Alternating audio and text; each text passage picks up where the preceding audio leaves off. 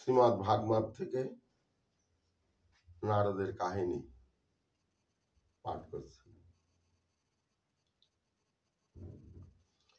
বন্দেহং শ্রীগুরু শ্রীযুত পাদ কমলং শ্রীগুরুন বৈষ্ণবংশ শ্রীরূপং রাগ্রজাতং সহগণ রঘুনাথান্বিতং তং সাদিবং সাদ্বৈতং সাবধূতং পরিজন সহিত কৃষ্ণ চৈতন্য দেবং বন্দে শ্রী রাধা কৃষ্ণ পাদন সহগণ ললিতং শিবিরাকান্বিতং হা কৃষ্ণ করুণা সিন্ধু দীন বন্ধু জগৎপতে গোপেশা গোপিকা কান্ত রাধা কান্ত নমস্তুতে পঞ্চতত্ত্বাত্মকং কৃষ্ণং ভক্ত রূপ স্বরূপকাম ভক্তয়াবতারং ভক্তাখ্যাং নমামি ভক্ত শক্তিকম বৃন্দায় তুলসী দেব্যৈ প্রিয়ায় কেশবর্ষ কৃষ্ণ ভক্তি প্রদে দেবী সত্য ভক্তৈ নমঃ নমঃ বাঞ্ছা কল্পতরুবর্ষা কৃপা সিন্ধু ভয়ে বাচ পতিতানাং পাবনেভ্যো বৈষ্ণবেভ্যো নমঃ নমঃ।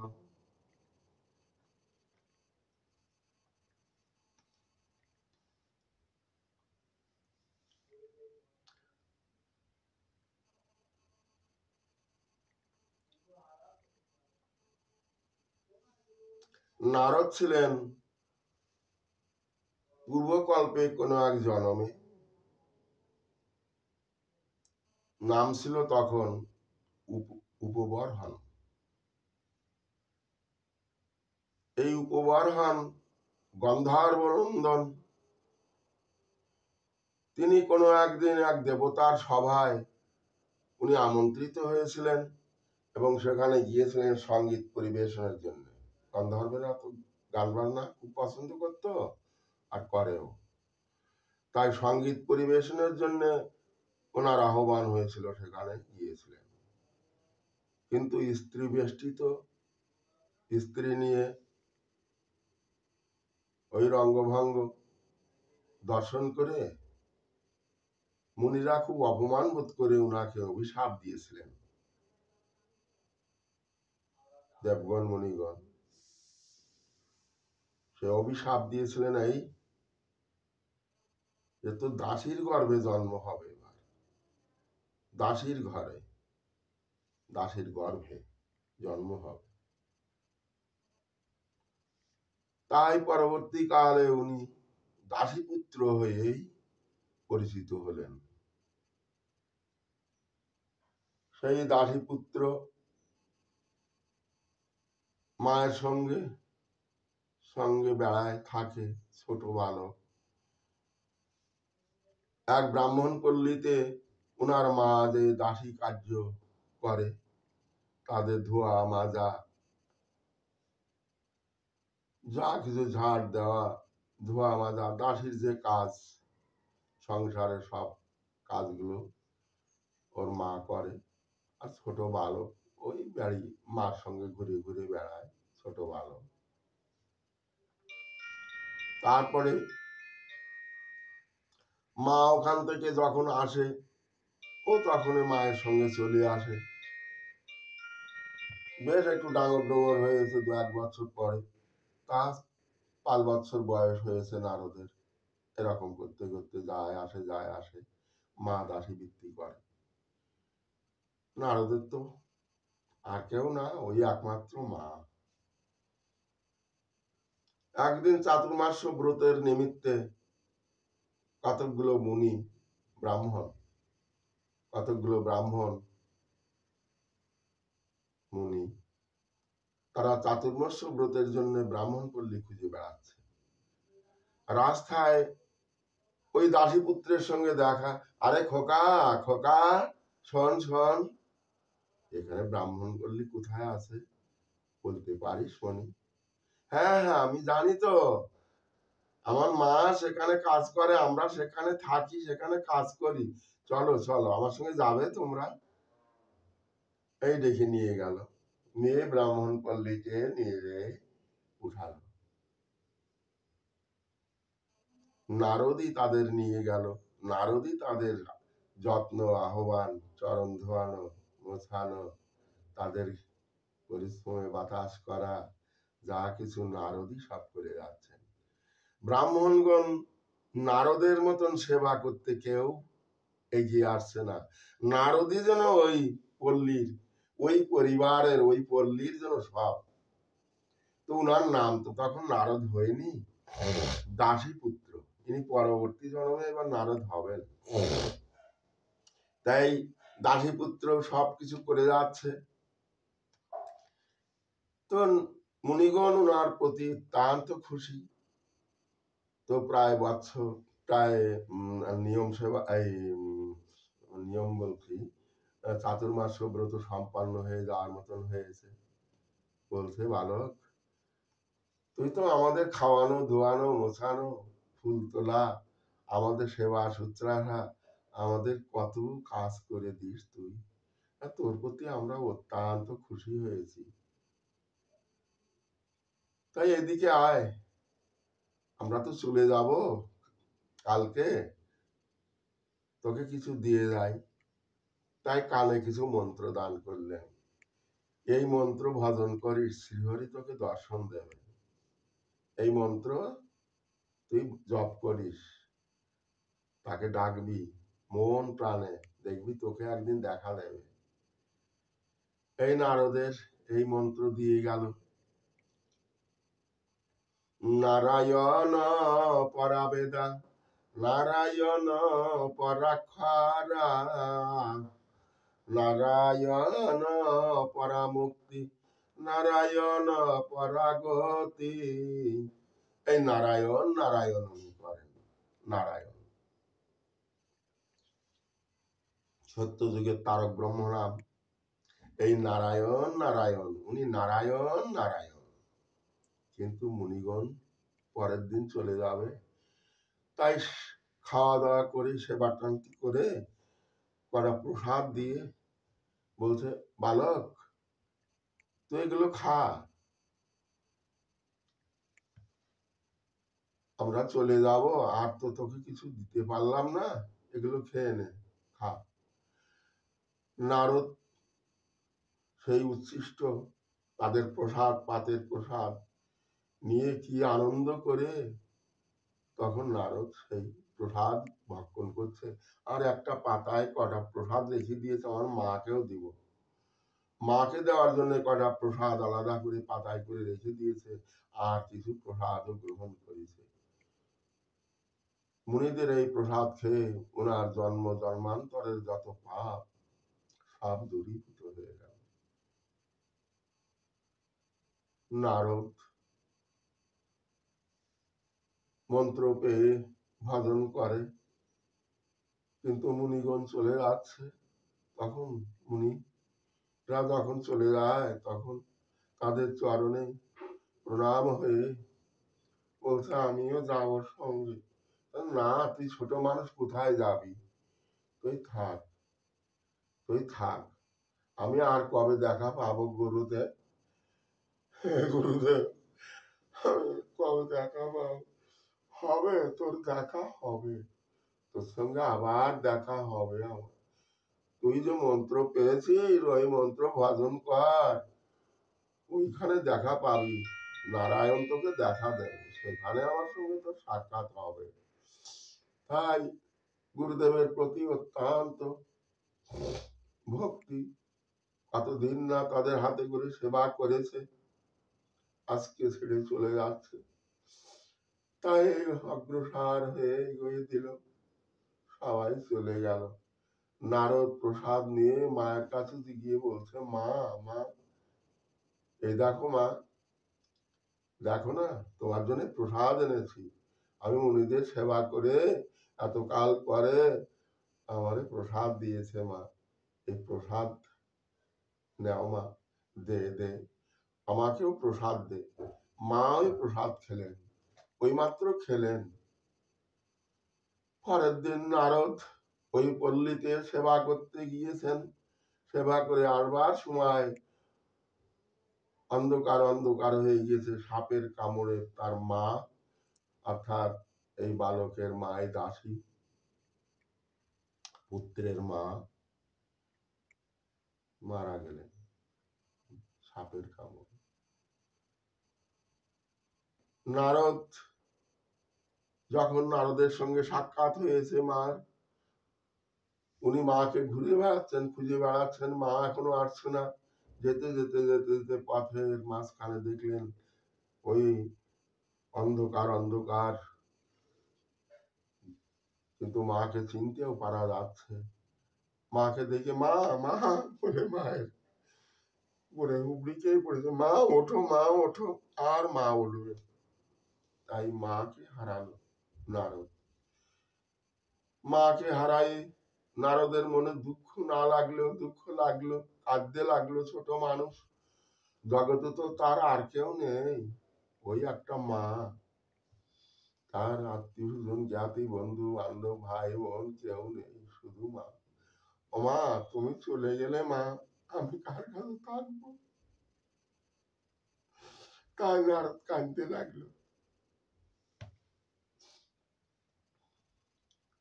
তখন ওই গুরুদেবের নাম স্মরণ করেছে। গুরুদেব আমাকে মন্ত্র দিয়ে গিয়েছে, গুরু গুরু বলে কাঁদছে।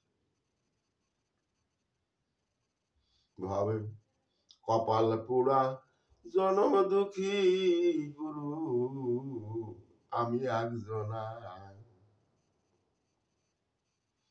ভাবে কপাল পোড়া জনম দুঃখী গুরু আমি একজনা।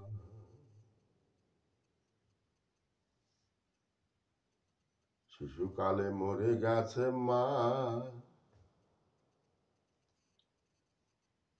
আর গর্ভে থাকতে চলে গেছে পিতা, তারে চোখে দেখলাম না।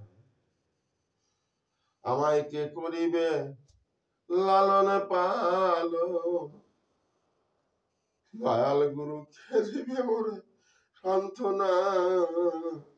ভাবে যা কপাল পোড়া জনম দুঃখী, দয়াল গুরু আমি একজনা। কাঁদতে লাগলো গুরু গুরু করে, একটু সম্ভ্রম করে। উনি আর কোথায় থাকবে? উদভ্রান্ত হয়ে শোকে কাতরে গুরু গুরু করতে ওই হিমালয় অভিমুখে গমন করলেন। নারদ তো নাম না, ওই দাসীপুত্র গমন করলেন। গিয়ে যেতে যেতে যেতে যেতে কত দূর পাহাড়ে উঠতে উঠতে কাতর হয়ে পড়েছেন। একটা বৃক্ষের নিচে বসে বিশ্রাম নিচ্ছেন আর কাঁদছেন, নারায়ণ নারায়ণ নারায়ণ নারায়ণ নারায়ণ নারায়ণ ডাকছেন। কতকাল বসে পড়ে নারায়ণ নারায়ণ ডাকছেন, আর চোখের জলে মুখ ভিজে যাচ্ছে। খাওয়া নেই, দাওয়া নেই, ঘুম নেই, তৃষ্ণা নেই, নারায়ণ নারায়ণ। এক ঝলক নারায়ণ দর্শন দিলেন, মহানন্দ হল। সমস্ত দুঃখ কষ্ট বালকের দূর হয়ে গেল। আবার দর্শনের জন্য চেষ্টা করলেন, আর দর্শন পাইলেন না। এক ঝলক মাত্র দর্শন দিলেন নারায়ণ দিয়ে। কাঁদতে লাগলো নারায়ণ, দর্শনের জন্য এত নারায়ণ নারায়ণ করছেন, আর দর্শন হচ্ছে না। আকার বাণী হল, হে বালক, এ জনমে আর পাইবা না মম দেখা, কহিলাম সার। মোর প্রতি অনুগ্রহ বাড়াবার তরে, একবার দেখা তাই দিলাম তোমারে। এ জন্ম ত্যাজ তুমি মম আশা করি, পর জন্মে নিজ হতে পাবে তুমি হরি। অন্তর্হিত হয়ে গেলেন, আর কিছু বললেন না। নারদ বসে কাঁদতে লাগলেন, আর ওই নারায়ণ। এইরকম করে করে করে করে নারদের অন্তিম কাল এসে গেল। এই অন্তিম কালে নারদ ওই নারায়ণ চিন্তা করতে করতে নারায়ণের পার্শ্বদ রূপে উনি জন্ম নিলেন। সৃষ্টিকল্পে সৃষ্টিকালে যখন ঋষিদের সৃষ্টি করেছেন, তার ভিতরে নারদকেও সৃষ্টি করেছেন ব্রহ্মা। চার মুনি সনক সনদ সনাতন সনান্দ সৃষ্টি করেছেন ব্রহ্মা সেই আদিকালে।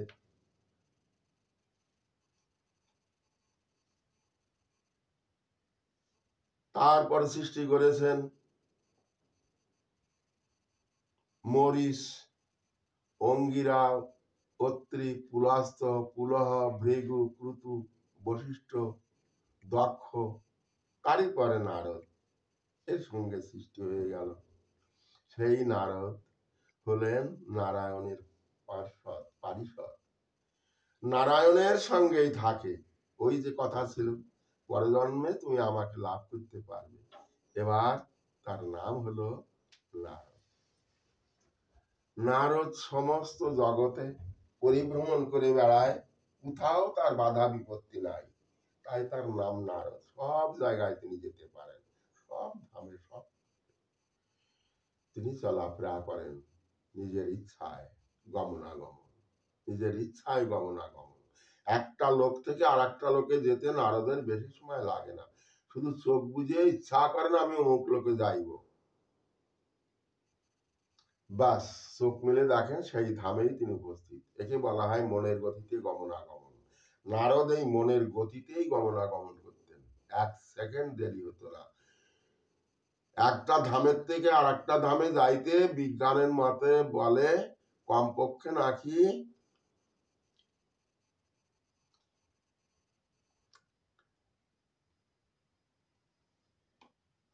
কত হাজার আলোক বৎসর লাগে, স্মরণ আসছে না, কত হাজার আলোক বৎসর লাগে একটা ধামের থেকে আর একটা লোকে পৌঁছাতে, একটা লোকের থেকে আর একটা পৌঁছাতে।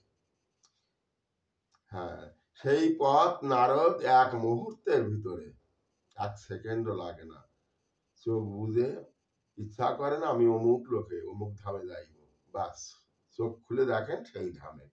একে বলা হয় মনের গতিতে চলাফেরা। এইরকম ভাবে সমগ্র লোক উনি ভ্রমণ করে বেড়ান নারদ।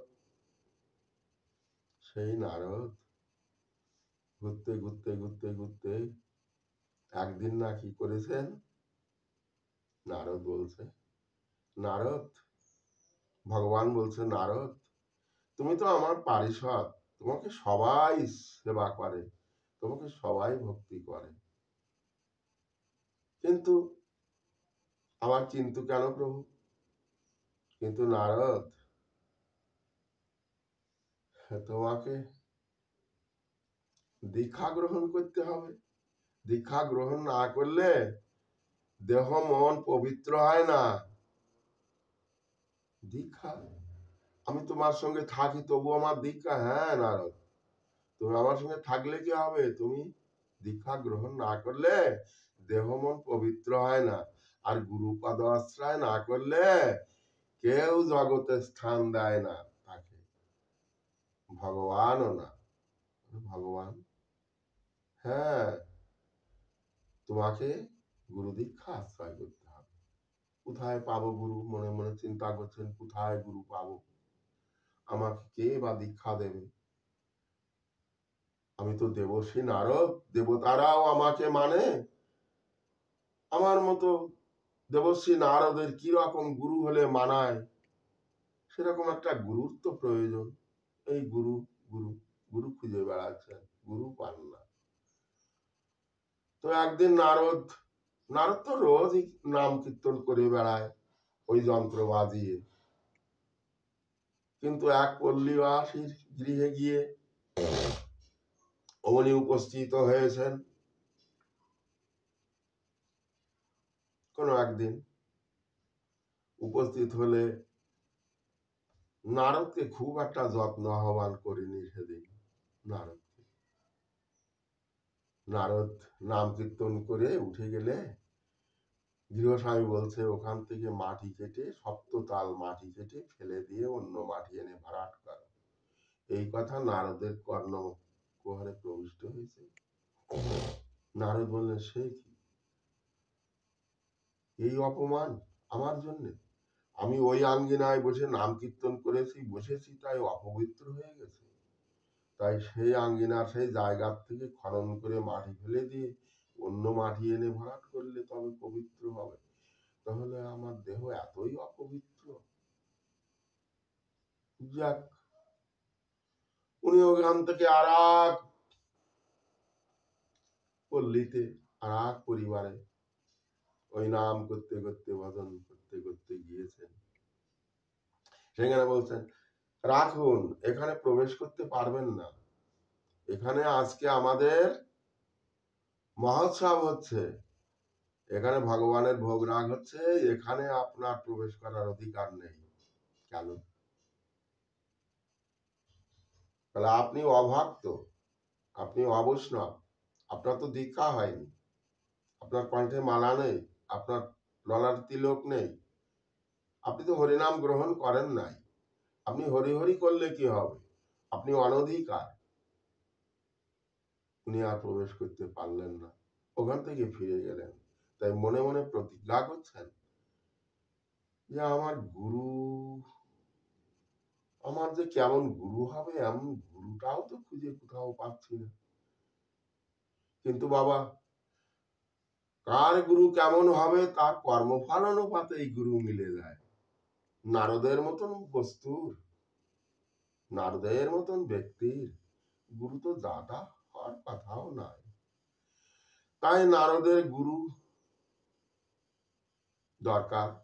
নারদ প্রতিজ্ঞা করছেন, আগামীকাল প্রভাতে উঠে আমি যার বদন দর্শন করব, তার কাছ থেকে আমি দীক্ষা মন্ত্র গ্রহণ করব। এই প্রতিজ্ঞা ভগবান নারায়ণ সে কথা শুনেছেন। নারদের প্রতিজ্ঞা সত্য রক্ষার্থে নারায়ণও কি করেছেন, কাবরার মূর্তি ধরে কতগুলো শুকর নিয়ে হই হই করতে করতে চলেছে। শুকর খাদায় এই সব তাল বাহানা করতে করতে কাবরা চলেছে। প্রভাতে নারদ ঝাড়ু মারুকে ঠেলে উঠে বলছে, এই সর্বনাশ করেছে, আমি যে প্রভাতে যার বদন দর্শন করবো। এই রাস্তার দিকে ঘুমির থেকে উঠে ঘর থেকে বেরিয়ে রাস্তার দিকে গিয়ে দেখে যে কাবরা চলে গেছে। এই দাঁড়াও দাঁড়াও ভাই দাঁড়াও। তাকে হাত আচকা দিয়ে দাঁড় করালো। আমাকে মন্ত্র দিয়ে দাও। কি মন্ত্র দিব তোমাকে? আমাকে মন্ত্র দাও, দীক্ষা মন্ত্র। আমি কালকে প্রতিজ্ঞা করেছি, প্রভাতে উঠে যার বদন দর্শন করবো সে আমার গুরু হবে, আমি তার কাছ থেকে মন্ত্র নিব। আমি তো কোনো মন্ত্র জানে, যা জানো তাই দিয়ে যাও। ওই যে বললেন, গুরু মুখ পদ্ম বাক্য হৃদয়ে করিয়া ঐক্য, আর না করিও মনে আশা। উনি সেই আশা মনে করে গুরু যা দেবে তাই আমার মন্ত্র, জাপ চান করে এসো। ওই শুকরে হাবিডুবি খাচ্ছে, ওই খানার মধ্যে যে স্নান করিয়া আসলো। মা গঙ্গা দেবীর দর্শন পেল। মা, এই শুকর চান করা না, এই শুকর চান করানো খানার ভিতরে, তোমার দর্শন মা, স্থান স্থান তোমার নেই মা। তাই এই গঙ্গা মা, হে গঙ্গা দেবী, যা দেবী সর্বভূতেষু গঙ্গা রূপেণ সংস্থিতা, নমস্তস্যৈ নমস্তস্যৈ নমস্তস্যৈ নমো নমঃ। গঙ্গা দেবী হাত উঁচু করে আশীর্বাদ দিলেন, হে মা, আমার জন্য যথা উপযুক্ত আমার গুরু মেলে মা, আমি গুরু মন্ত্র নিয়ে যেন আমি ভগবানকে বদন করতে পারি। মা তথাস্তু বলে আশীর্বাদ দিলেন। এসে ওই কাবরা কি মন্ত্র দিলেন তা উনি জানেন। একটা মন্ত্র দিয়েছেন, দিয়ে উনি মালা চন্দন তিলক পরে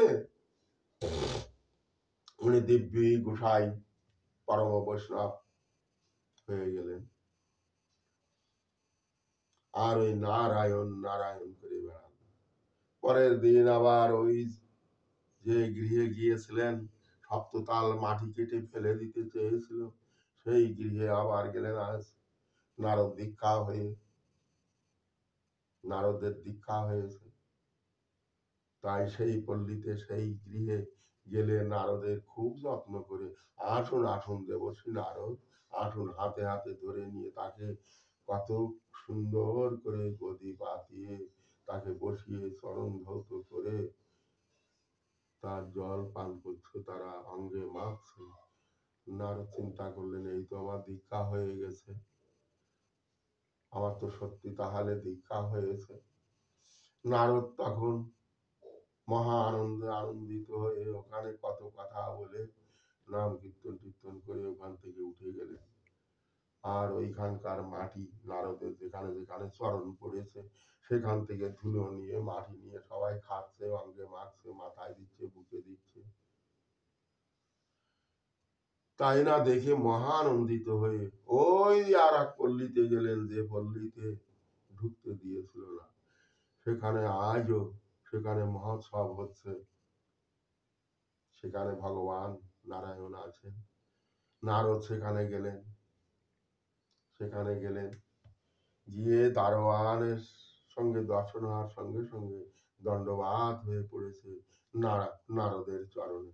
নারদকে হাতে হাতে ধরে নিয়ে সেই সবার মধ্যস্থলে নিয়ে উপস্থিত করলেন।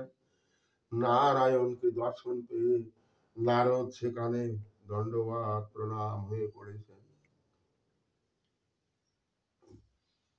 নারদের কি আনন্দ, নারদের মহা আনন্দ, নারদের মহা আনন্দ। নারদ নারদ নারায়ণ বলছেন, নারদ তোমার দীক্ষা হয়ে গেছে তাই না? তাহলে হ্যাঁ প্রভু, তুমি তো জানো আমার দীক্ষা হয়ে গেছে, আমি দীক্ষা নিয়েছি। বলে তোমার গুরুদেব? আমার গুরুদেব? আমার গুরুদেবের নাম শুনে তোমার কি কাজ হবে? আছে আমার গুরুদেব আমার হৃদয় পটে, তবু একটু নামটা শুনি না, আমি নামটা শুনি না। বলো তোমার গুরুদেবের নামটা। নারদ বলতে চাচ্ছেন না, নিচ জাতি তো, তাই বলতে তার লজ্জা হচ্ছে। তা গুরুদেব নিচ জাতি হোক আর উচ্চ জাতি হোক, গুরুদেব তো, বলো না তোমার গুরুদেবের নাম। খুব মাথা চুলকাতে চুলকাতে বলছেন, আমার গুরুদেবের নাম চেষ্টাহারি। চেষ্টাহারি? হ্যাঁ, তিনি আমাকে বলেছেন আমার নাম চেষ্টাহারি। হারি মানে কাবরা, চেষ্টাহারি, চেষ্টহারি, তাই চেষ্টাহারি। রাম রাম রাম রাম রাম। যা, তোর 84 লক্ষ জনি ভ্রমণ করতে হবে। গুরুদেব চেষ্টাহারি, 84 লক্ষ জনি ভ্রমণ করতে হবে। জনি তো বুঝেন বাবা, শিয়াল, কুকুর, কীট পতঙ্গ, জীব জানোয়ার, মানুষ, গরু ইত্যাদি করে তোকে জন্ম নিতে হবে। নারদ তখন নির্বাক হয়ে গেলেন, এ কি অভিশাপ আমার প্রতি। তাই তখন নারদ কি করলেন, যন্ত্রটা কান্দে বাঁধিয়ে মলিন মনে চলেছেন, চিন্তা করতে করতে উপায় কি আমার। পথিমধ্যে লক্ষ্মী দেবী, ভগবতী লক্ষ্মী দেবী, যিনি রাধারানী বৃন্দাবনের, নিত্যধাম বৃন্দাবনের যে রাধারানী, তিনি কখনো লক্ষ্মী কখনো রাধারানী, সেই রাধারানী সেই লক্ষ্মী দেবীর সঙ্গে দেখা। কৃষ্ণ অবতার কালে রাধারানী হন, সত্য যুগে লক্ষ্মী দেবী। বলে মা প্রণাম হলেন। নারদ, তোমার মুখ এত অন্ধকার কেন আজকে? তোমার মনে কোনো আনন্দ নাই কেন বলো? তাই বলছে, মা কি আর বলবো, প্রভু আমাকে শাপ দিয়েছেন। কি অভিশাপ? বলে আমাকে 84 লক্ষ জনি ভ্রমণ করতে হবে। কেন বাবা? আমার দীক্ষা হয়েছে, তাই আমার গুরুদেবের নাম জিজ্ঞাসা করেছে, তাই আমি আমার গুরুদেবের নামটা বলেছি, তাই আমাকে এমন করে অভিশাপ দিল। গুরুদেবের নামটা কি বলেছ? বলে কেষ্টাহারি আমার গুরুদেবের নাম। সেই বাবা, চেষ্টাহারি বলতে আছে, তুমি বললে না কেন আমার গুরুদেবের নাম কেষ্ট ঠাকুর? হাড়ি বলতে আছে গুরুদেব? সে যেই হোক সেই হোক, সে তো তোমার কাছে ঠাকুর। কেষ্ট ঠাকুর বললে না কেন?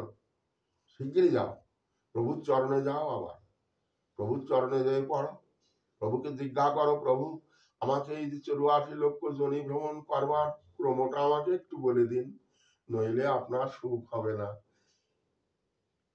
সেই ক্রম অনুপাতে আমি জন্ম লাভ করবো প্রভু। তাই প্রভু যতবারই তোমাকে বলবেন, ততবারই মাটিতে একটা করে জনিদার অঙ্কন করবে, একটা করে দাগ টানবে। যতবারই বলবেন একটা করে জনি অঙ্কন করবে, ওই একটা দাগ দেবে। যখন বলা শেষ হয়ে যাবে, তখন ওই ধার থেকে গড়া দিয়ে ওই ধারে উঠে প্রভুর চরণ ধরে বলবে, প্রভু আমার এই 84 লক্ষ জনি ভ্রমণ হয়েছে, এবার আপনি আমাকে কৃপা করুন। যাও, শিগগিরই যাও প্রভুর চরণে। লক্ষ্মী দেবী, আমার এই রাধা ঠাকুরানী, তিনি যখন জানিয়ে দিলেন, উনি তো দাপার যুগে রাধা হবে না, তারপরেই সীতা দেবী, তারপর রাধা রানী, উনি চলে গেলেন। যে প্রভুর চরণে পড়ে আবার বলছেন, প্রভু আমি এসেছি আবার, আমাকে যে 84 লক্ষ জনি ভ্রমণের দণ্ড দিয়েছেন, আমাকে যেভাবে জন্ম নিতে হবে সেই ক্রমটা আমাকে বলুন, পরপর বলে যান, আমাকে কিভাবে জন্ম নিতে হবে।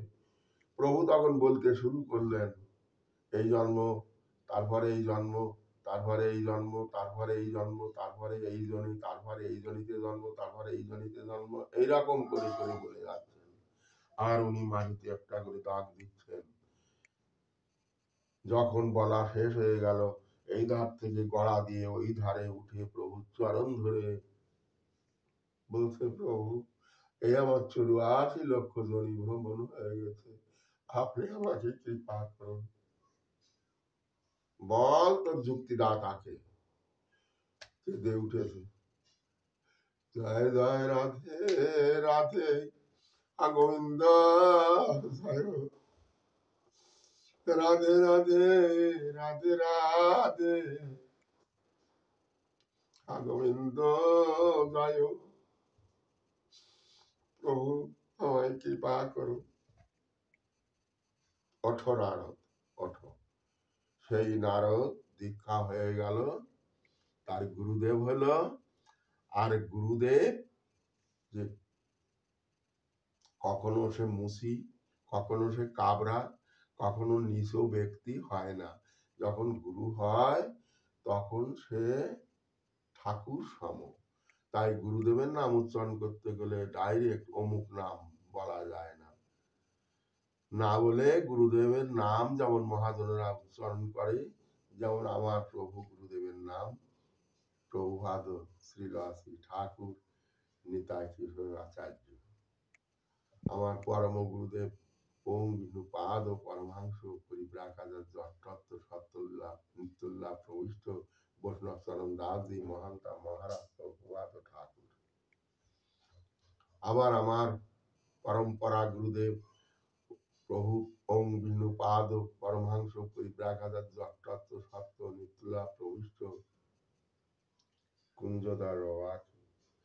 এরকম করেই বলতে হয় গুরুদেবের নাম, তা না বলে ডাইরেক্ট অমুক নাম এরকম বলা যায় না।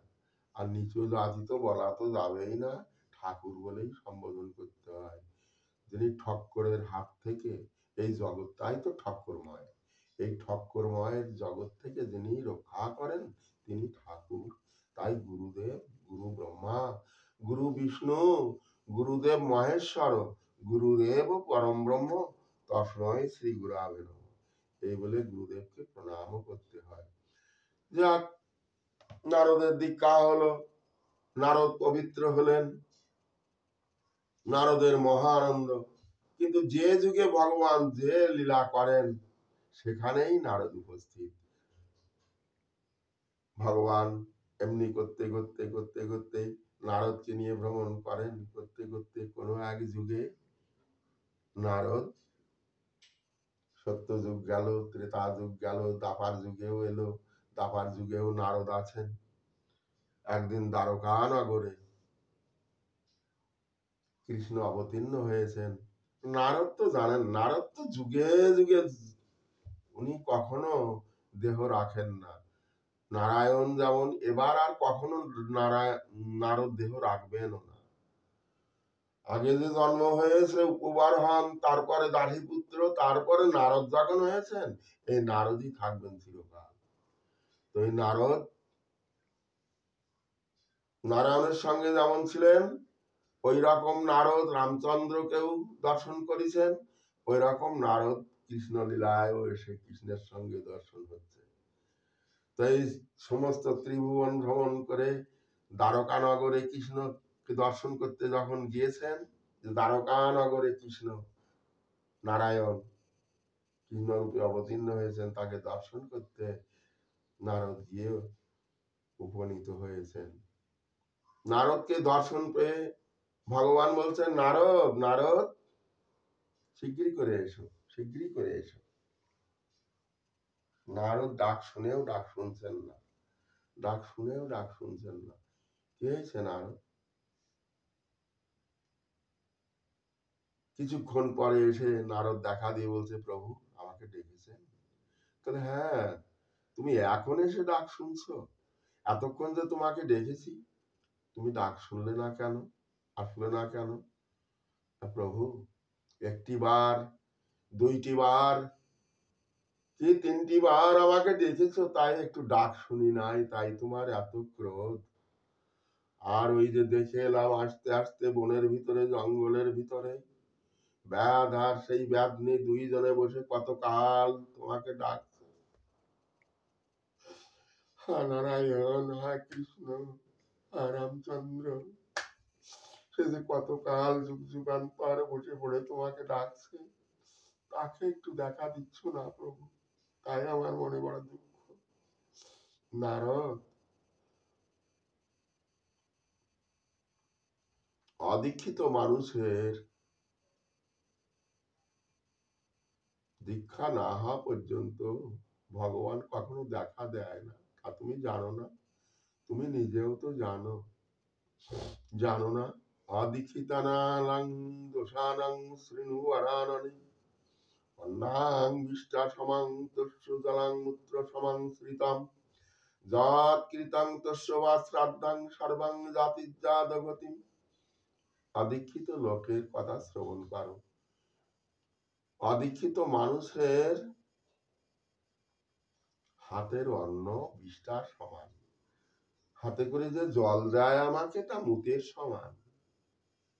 যদি দীক্ষিত ব্যক্তি দেয়, যৎ কীর্তন তস্য বা শ্রাদ্ধং, সে যা কিছু শুভ কর্ম করুক না কেন, সব অধঃপতিত হয়।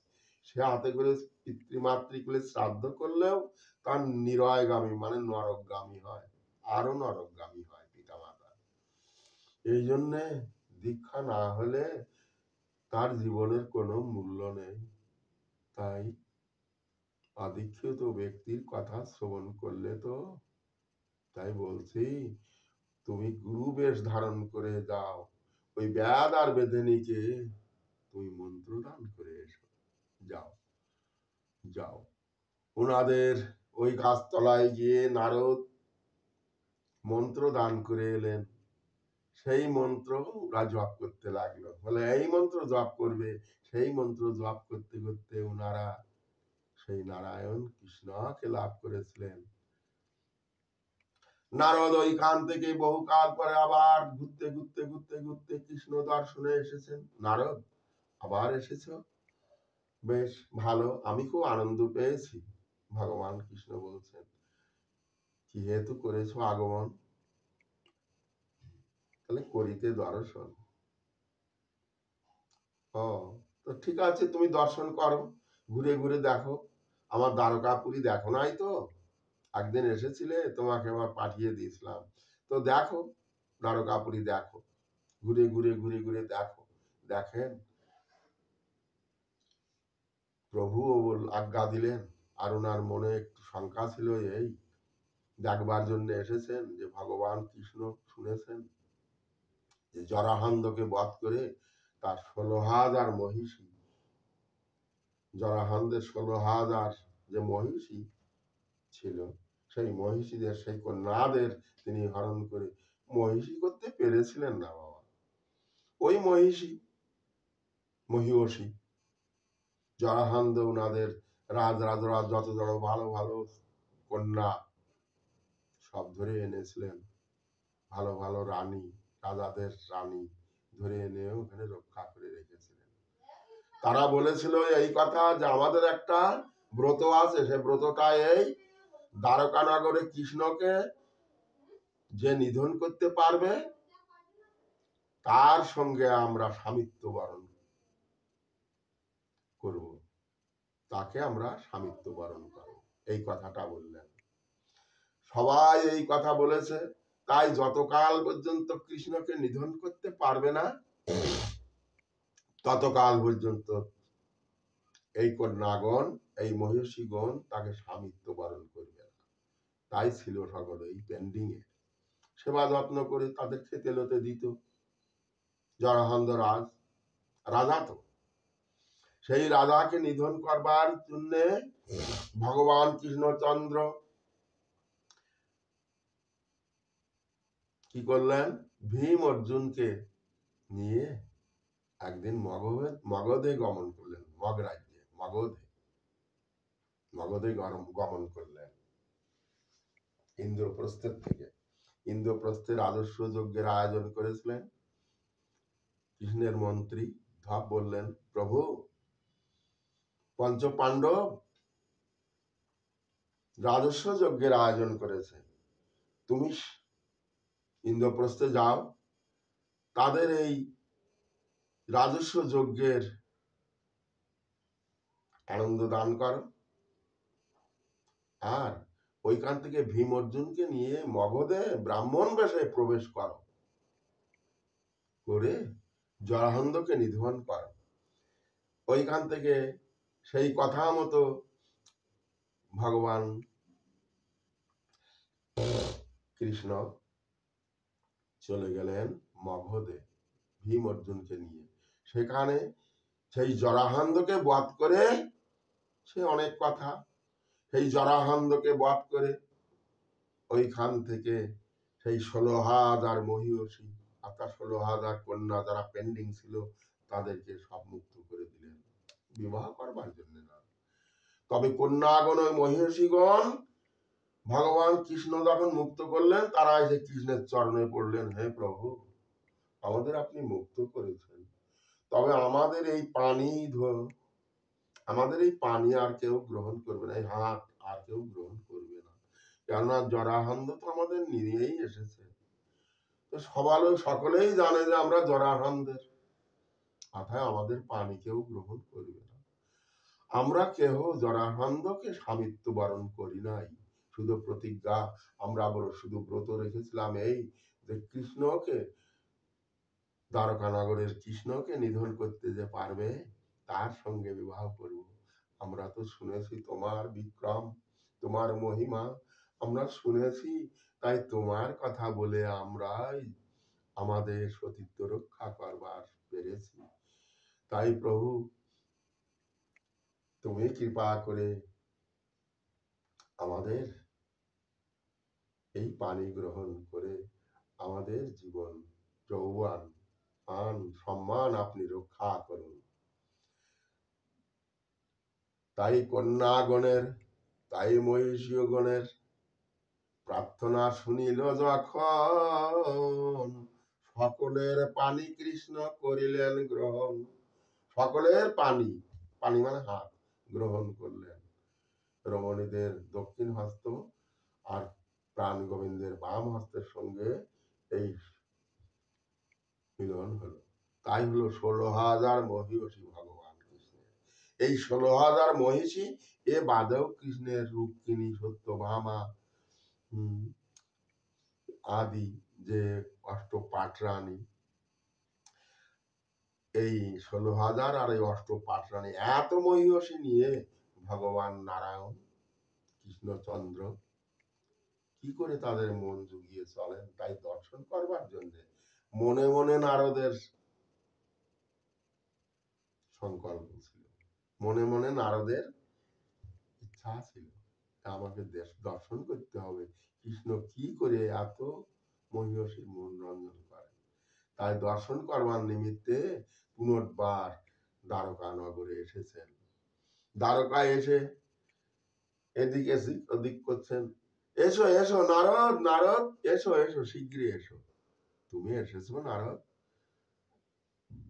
যেহেতু নারদ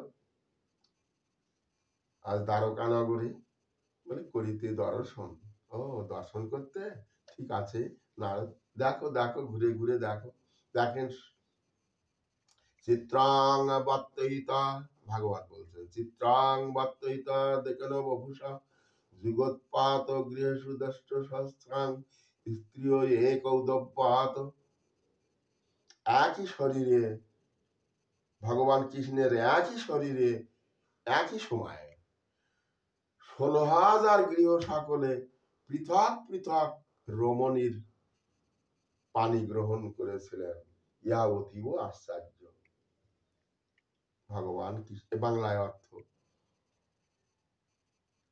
তাই নারদ দর্শন করবার জন্য ঘুরে ঘুরে ঘুরে ঘুরে দর্শন করছেন।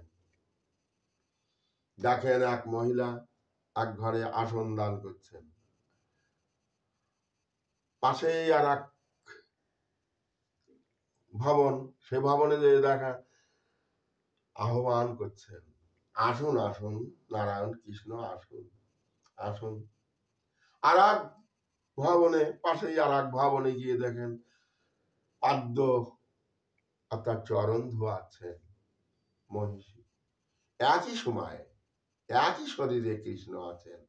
এত কৃষ্ণ, হ্যাঁ, আসন স্বাগত পাদ্য অর্ঘ্য।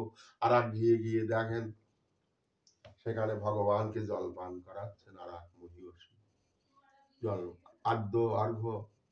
আর এক গৃহে মানে আর এক ভবনে, আর এক পাশে আর এক ভবনে গিয়ে দেখেন সেখানে কৃষ্ণকে মুখ ধোয়াচ্ছেন, আঁচল দিয়ে মুছিয়ে দিচ্ছেন। আর এক ভবনে গিয়ে দেখেন কৃষ্ণকে বিশ্রাম দিচ্ছেন, বাতাস করছেন।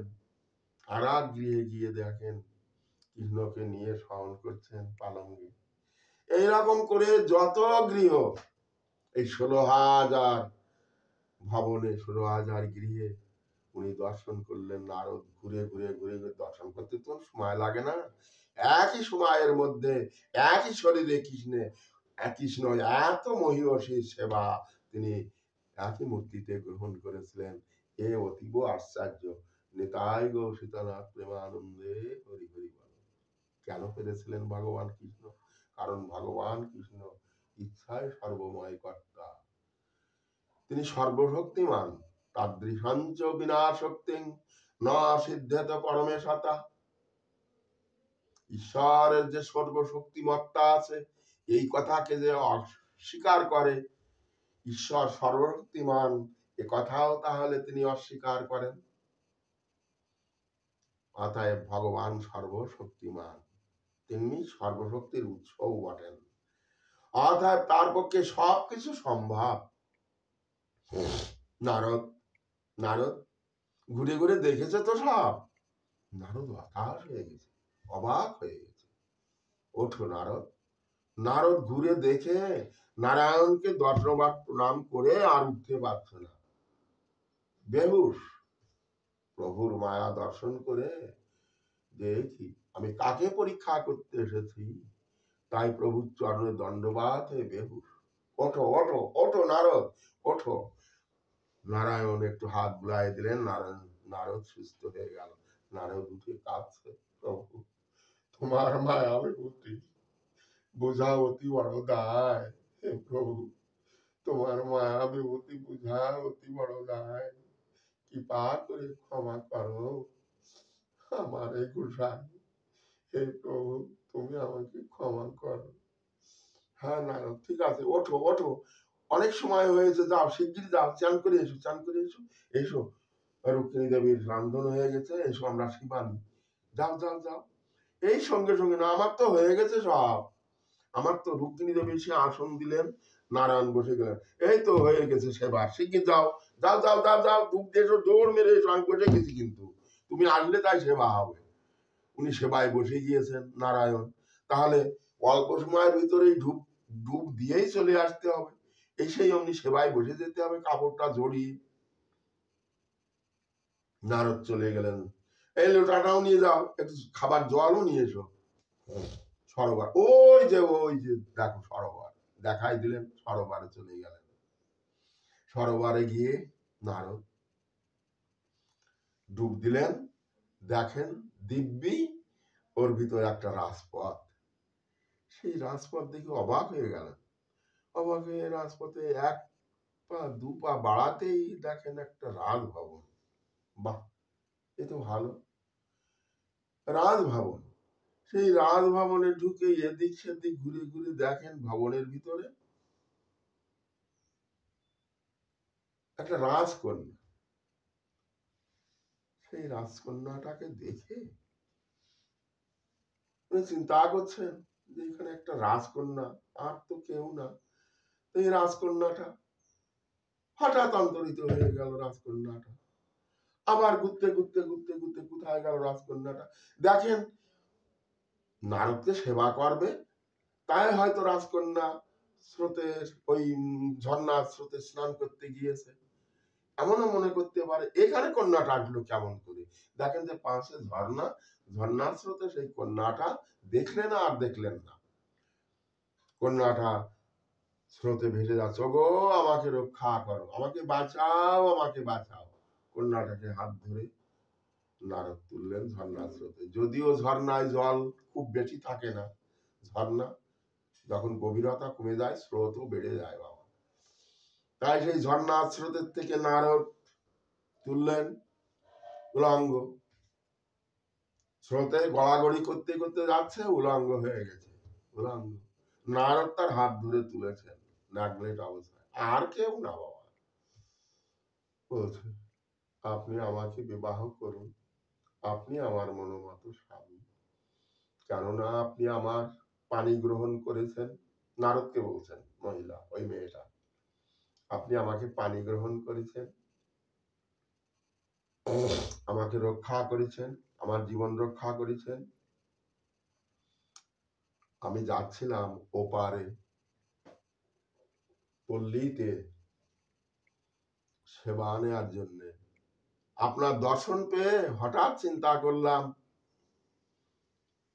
আপনার সেবা করে আমি পল্লীতে যাইব, কিন্তু আমি তাই স্নান করে আপনার পর্যন্ত আসতে না পেরেই আমি ওই স্রোতেই ভেসে যাচ্ছিলাম, তাই আপনারও সেবা থেকে বঞ্চিত হলাম, আর আমি পল্লীতে গিয়ে সেবার থেকেও বঞ্চিত হয়ে গিয়েছি। আপনি কৃপা করে আমাকে ক্ষমা করুন, আপনি আমাকে বিবাহ করুন, আপনি আমার স্বামী। নারদের কিন্তু পূর্ব কথা সব ভুল হয়ে গেছে, এবারে এই দর্শন করে এই মায়ায় মোহিত নারদ মাকে বিবাহ করলেন। বহুকাল, বহুকাল চলে যাচ্ছে, ক্রমে ক্রমে বহু বছর না বাবা, বহু কাল চলে যাচ্ছে, বহু কাল চলে যাচ্ছে। নারদ বলছেন, নারদ মনে মনেও ভাবছেন যে আমি তো এই সংসার ধর্ম করছি, একটা বাচ্চাও হলো না, কিছু কাল পরে একটা বাচ্চা হলো, আবার কিছু কাল পরে আর একটা বাচ্চা হলো, সংসার করছেন, আবার কিছু কাল পরে আর একটা বাচ্চা হলো, আর ওই সেবার জন্য ওই পল্লীতে যায়, দুজনে দুজনে পল্লীতে যায়। ওই পল্লীতে এ বাড়ি ও বাড়ি মহোৎসব হয়, ওনারা ওই মহোৎসবের সেবা করে আর কিছু লাগে না, আর কিছু লাগে না, ওই এ পল্লীতে ও পল্লীতে, এ গৃহে ও গৃহে খেয়ে বেড়ায়, আর ওই এসে নিজের আঙ্গিনায় এসে রাত্রিতে বিশ্রাম করে। এইটা কম করে করে বহুকাল গত হয়ে গেল নারদের। যাওয়ার পরে আবার পরের দিন ওই রকম সেবার জন্য যাচ্ছেন, তো এই তিনটে বাচ্চা নিয়ে যায়, কোনো বেকায়দা হয় না, সেদিন বেকায়দা হয়ে গেছে বাবা। একটা নিয়েছেন, বড়টা নিয়েছেন স্কন্ধে, নারদের পুত্র, একটা নিয়েছেন এ কোলে, আর একটা নিয়েছেন এ কোলে, নিয়ে দুটো নিয়ে তিনটে নিয়ে যাচ্ছেন, আর স্ত্রীকে বলেছেন তুমিও এসো, আমার কোমর ধরো, আমার কোমর ধরো। ওনার স্ত্রী কোমর ধরে চলেছেন, মেয়ে লোক ওই রকম করেই যায় আসে, অসুবিধা হয় না। কিন্তু সেদিন যাইতে যাইতে যাইতে যাইতে বেকায়দায় ওনার পা ফসকে গেছে, মহিলার পা ফসকে গেছে। ওদিকে সেই মুহূর্তে আবার স্কন্দের পুত্রটাও টলি পড়ে গেছে। নারদ তাকে ধরতে গিয়েই বগলের দুটো উড়ে গেছে ঝর্ণায়, সব গেল। আর মহিলার তো পা ফসকে গেছে, সেও স্রোতে চলে গেল। নারদ হায় হায় করতে লাগলো, হায় হায় হায়, কি হলো, কি হলো, কি হলো, আমার স্ত্রী গেল, আমার পুত্র গেল, আমার সব চলে গেল, আমার কি হলো। এই নারদ না কাঁদতে লাগলো, আর খাওয়া নেই, ঘুম নেই, কতদিন এরকম করে, তা কতদিন চলে গেল এই দুঃখে কষ্টে। হঠাৎ একদিন চিন্তা করছেন, তাই তো আমি এখানে কোথা থেকে এলাম, কোথা থেকে এলাম, আর কি করব, কোথায় যাইব, এই ভাবতে ভাবতে নারদ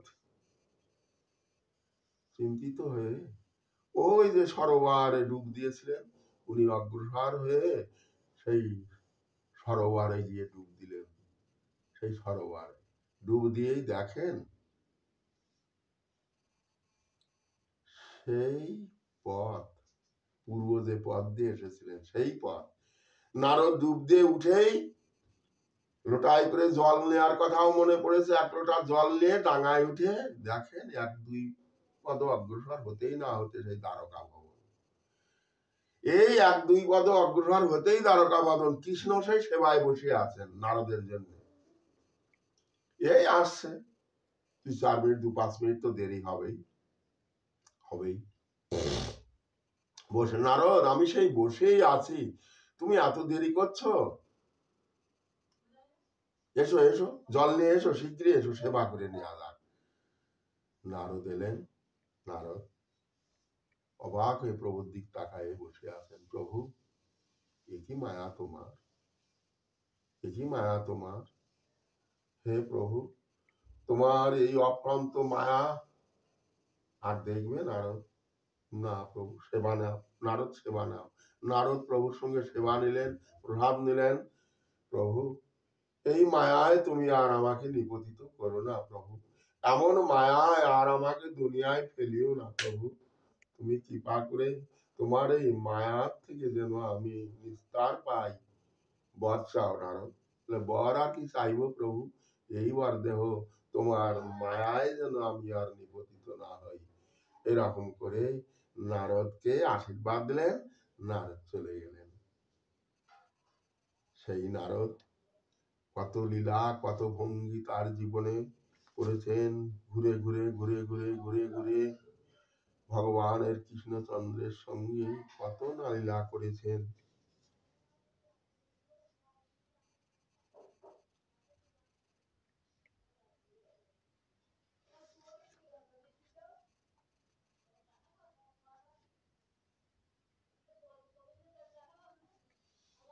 তাই ভগবান কৃষ্ণচন্দ্রের এই লীলা নারদ দর্শন করে, কৃষ্ণের এই লীলা নারদ দর্শন করে নারদ ওইখান থেকে আবার বিদায় নিয়ে চলে গেলেন। উনি তো ত্রিভুবন ভ্রমণ করে বেড়ান।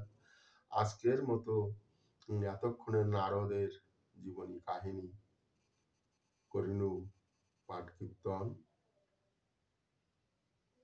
যে পাঠ শুনিবে, যে পাঠ শুনিলে হয় ভাব বন্ধ বিমোচন, প্রেমানন্দে সবে একবার বদন ভরে হরি হরি বল। এই পর্যন্ত আজকের বিশ্রাম, আজ বিশ্রাম রাখছি। নাও নিয়ে যাও, এবার নিয়ে আয়।